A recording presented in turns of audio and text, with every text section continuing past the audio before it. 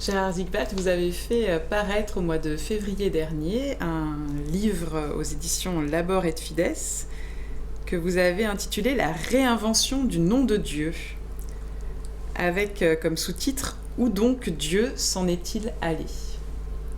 Donc, c'est un livre que j'ai lu avec beaucoup d'intérêt et qui m'est apparu être un jugement au sens, non pas accablant du terme, mais au sens d'une provocation, d'un appel à la responsabilité et d'un appel qui met debout. Vous partez du constat de l'oubli de Dieu, mais avec cette double responsabilité, une responsabilité sociétale qui nous est assez familière, l'oubli de Dieu par la société, mais aussi une responsabilité religieuse. Est-ce que vous pouvez nous rendre compte de comment cette double responsabilité nous a conduits jusqu'à aujourd'hui ? Je pense qu'on peut caractériser la civilisation actuelle par là. C'est une civilisation de l'oubli de Dieu. Dieu n'a pas pignon sur rue dans la civilisation. C'est un nom imprononçable en public. Ça crée une gêne. La science n'a pas besoin de l'hypothèse Dieu pour expliquer la genèse et le devenir du monde. Il n'y a pas seulement l'athéisme méthodologique de la science, il y a l'athéisme pratique. Nous vivons, enfin la plupart de nos contemporains vivent quotidiennement sans aucune référence à Dieu. Et notre civilisation, elle est prise à ce niveau-là, une civilisation sans sens, une civilisation nihiliste. La question du sens n'y advient pas, oubli de Dieu. Et la question qu'il faut poser, c'est de savoir comment on en est venu là. Ce qu'il faut alors voir, c'est que la modernité ainsi caractérisée, elle est en fait, par cette suprématie accordée à la raison, elle marque la revanche de la raison qui était brimée au Moyen-Âge. Au Moyen-Âge, le rapport foi-raison plaçait la foi en premier lieu. La raison était, disait-on, la servante de la foi. La science, la servante de l'Église. Et dans la modernité, eh bien, il y a une revanche. La raison revendique son autonomie. Et à juste titre, Dieu nous a donné la raison. Et la raison doit fonctionner selon les lois qui sont les siennes. Et cette responsabilité de l'Église, de la théologie, dans le surgissement de la modernité, il faut y réfléchir. Qu'est-ce qui fait que la raison avait besoin de prendre une revanche? C'est que le Dieu de la théologie médiévale, c'était un Dieu, je l'exprime dans un langage un peu difficile, un Dieu supranaturaliste, c'est-à-dire un Dieu dominateur, supranaturaliste, supranaturam. Il se situait au-dessus du réel et il intervenait dans le réel de l'extérieur. Or, ce Dieu qui intervient de l'extérieur pour changer le réel de l'extérieur, ce Dieu n'est plus crédible parce que le monde s'explique par lui-même sans ce Dieu-là. Nous sommes donc acculés à penser Dieu aujourd'hui à frais nouveaux. Et voilà que les philosophes, même des philosophes athées, peuvent nous y aider. Je pense en France par exemple à André Comte-Sponville, aussi à Luc Ferry. Les deux se disent athées. Ils sont athées par rapport à cette compréhension théiste, supranaturaliste de Dieu. Mais vous aussi, vous êtes athée de ce Dieu-là. Dans ce sens-là, je suis athée. C'est voilà. Ça. Et les deux qui se disent athées parlent de transcendance. C'est quand même étonnant. Mais ils disent la transcendance n'est pas extérieure au réel immanent, n'est pas extérieure à l'immanence, mais est la dimension de profondeur de l'immanence. Donc, ils sont des prédicateurs de Dieu. sans prendre le nom de Dieu, en rejetant le nom de Dieu, mais en montrant que nous devons rendre compte de Dieu comme d'une réalité qui est perceptible dans le réel. J'ai cru comprendre en vous lisant que quelque part ce nom de Dieu pouvait être presque remplacé par l'unité du réel, comme si Dieu était le liant, était le garant de l'unité du réel. Je pense que la faiblesse de la science actuelle, c'est d'être une science morcelée. C'est-à-dire une science qui sait énormément de choses sur bien des données du réel, mais qui est caractérisée par l'absence de pensée.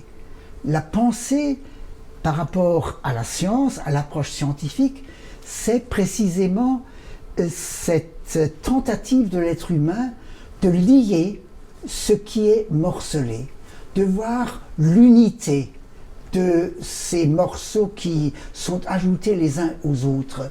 Martin Buber, un théologien philosophe juif, parle à ce propos du entre. Il faut voir le entre. La pensée est attentive à ce qui se situe entre, le liant, comme vous le dites.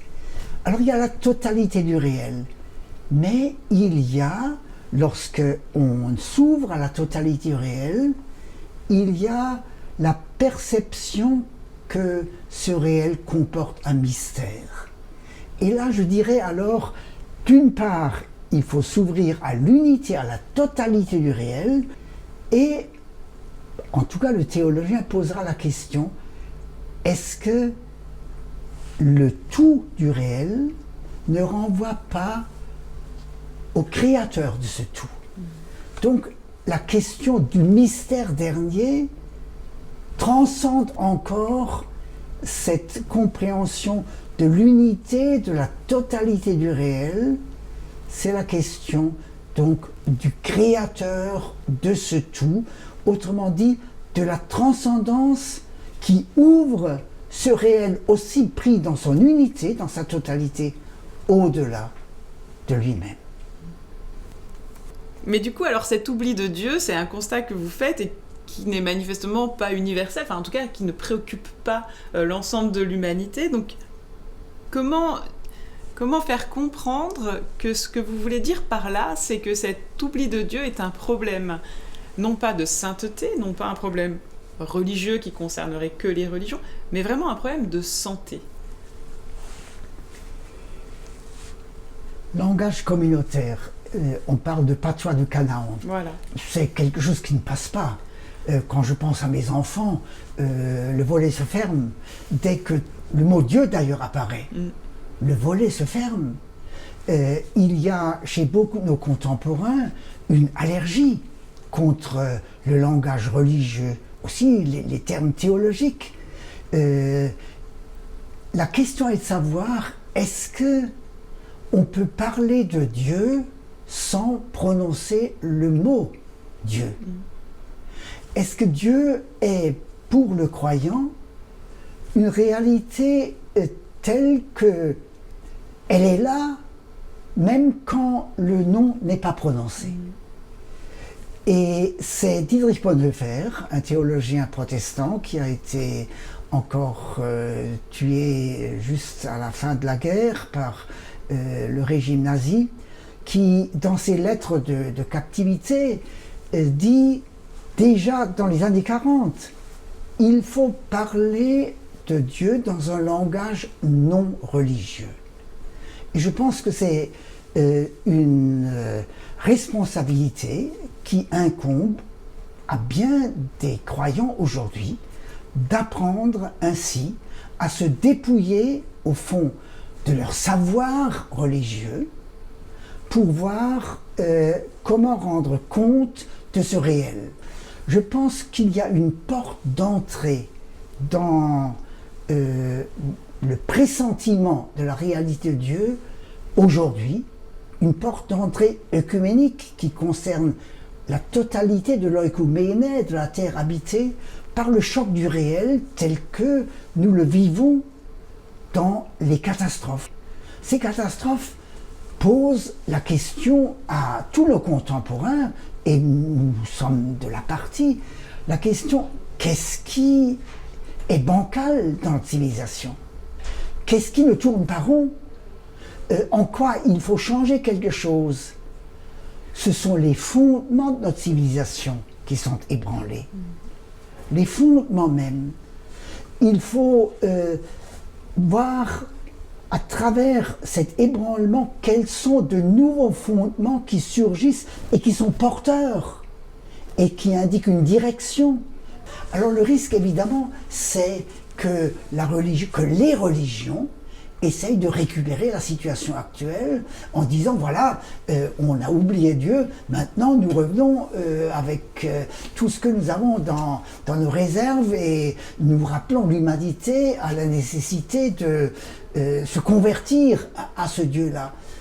À partir du moment où une religion prétend exercer un pouvoir sur les consciences, c'est inscrit dans le Coran en toutes lettres d'ailleurs aussi, et c'est présent dans la tradition judéo-chrétienne, où la religion prétend avoir un pouvoir sur les consciences, un pouvoir temporel, un pouvoir politique, la religion ressortie au spirituel, à partir de ce moment-là, il y a perversion de la religion. C'est seulement quand la religion accepte d'être faible qu'elle peut féconder le temporel. Dès lors qu'elle veut avoir une prise sur le temporel, elle gâche tout. Et là, je citerai une parole d'un livre sapiential de sagesse de l'Ancien Testament. La crainte de Dieu est le commencement de la sagesse. La crainte de Dieu. Alors la crainte de Dieu, c'est pas la peur. La crainte de Dieu, c'est le résultat de notre perception du réel dans sa dimension du mystère. Il y a un mystère, pas un mystère pour nous faire peur, mais un mystère porteur, mais un mystère qui nous dépasse. La crainte de Dieu, c'est en fait ce qu'on peut appeler la religion au sens général, pas telle religion donnée. C'est le respect profond pour ce mystère auquel il faut être attentif pour vraiment coller aux fondements qui sont là et qui portent le réel. Peut-être que ce qui pourrait être compréhensible par tous derrière ce mot de mystère, cette crainte du mystère, ce respect du mystère, c'est le rappel que l'humain n'a pas accès au tout du réel, ni à son origine, ni à sa finalité, et que c'est cet espace préservé de non-connaissance que le respect aussi du mystère, et peut-être que Dieu au final, puisqu'on lui recherche un nom. C'est d'ailleurs le sens même du mot mystère, n'est-ce pas? Mystère a la même étymologie que mythe et que mystique. Et le verbe qui est à la base de ces trois mots a un double sens, murmurer et initier. Le mystère, c'est quelque chose qui se murmure, c'est pas quelque chose qui s'enseigne du haut d'une chaire, comme une science. C'est quelque chose qui est murmuré, comme une grand-maman prend son petit enfant sur ses genoux et lui raconte un conte. L'enfant ne comprend pas le conte, et néanmoins il comprend l'essentiel. L'essentiel est dans la voix de la grand-mère. Le conte, les légendes, les textes bibliques veulent initier au mystère porteur des choses.